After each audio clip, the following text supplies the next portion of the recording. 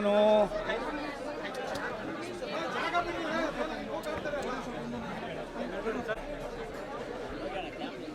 ನಂದು ಹುಟ್ಟುಹಬ್ಬ ಇವತ್ತು ತಂದಲ್ಲ.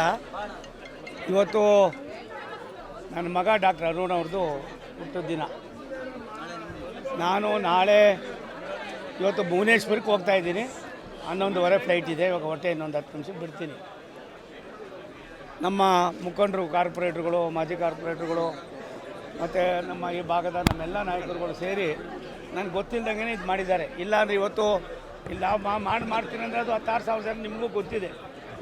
ನಾನು ಯಾವುದೂ ಒಪ್ಪಿರಲಿಲ್ಲ, ಒಪ್ಪೋದು ಇಲ್ಲ.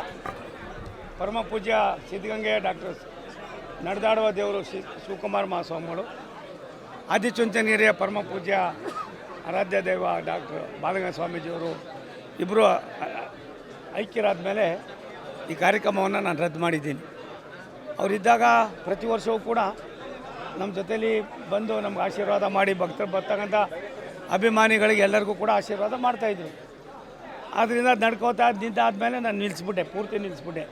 ಸಿದ್ಧಗಂಗೆ ಶ್ರೀಗಳವರು ಆದಮೇಲಂತೂ ನಾನು ಅದಕ್ಕೆ ತಲೆನೇ ಕೆಡಿಸ್ಕೊಂಡಿರಲಿಲ್ಲ. ಇವತ್ತು ನನ್ನ ಮಗನ ಬರ್ತ್ಡೇ ನೆಪದಲ್ಲಿ ನನ್ನನ್ನು ಇನ್ವಾಲ್ವ್ ಮಾಡಿದ್ದಾರೆ. ನನಗೆ ತುಂಬ ಆನಂದ. ಜನರ ಭಾವನೆ, ಜನರಿಗೆ ಹತ್ತಿರವಾಗಿ ಕೆಲಸಗಳನ್ನು ಮಾಡಿದ್ರೆ ಜನ ಯಾವ ರೀತಿ ಸ್ಪಂದಿಸ್ತಾರೆ ಅನ್ನೋದಕ್ಕೆ ಇದೊಂದು ಬೆಳಿಗ್ಗೆ 6:30-7 ಗಂಟೆಯಿಂದನೇ ಈ ಜಾತ್ರೆ ನಾನು ನೋಡಿದೆ.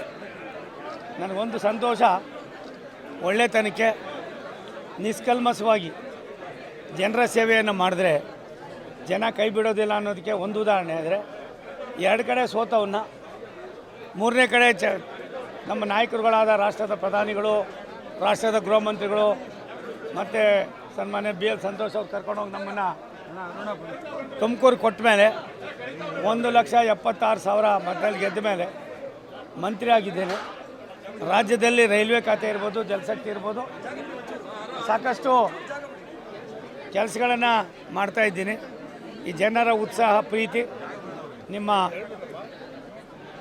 ಒಳ್ಳೆತನ, ಸದಾ ನಾವು ಬೆನ್ನೆಲುಬಾಗಿ ನಿಮ್ಮ ಜೊತೆಲಿ ಕೆಲಸ ಮಾಡ್ತೀವಿ.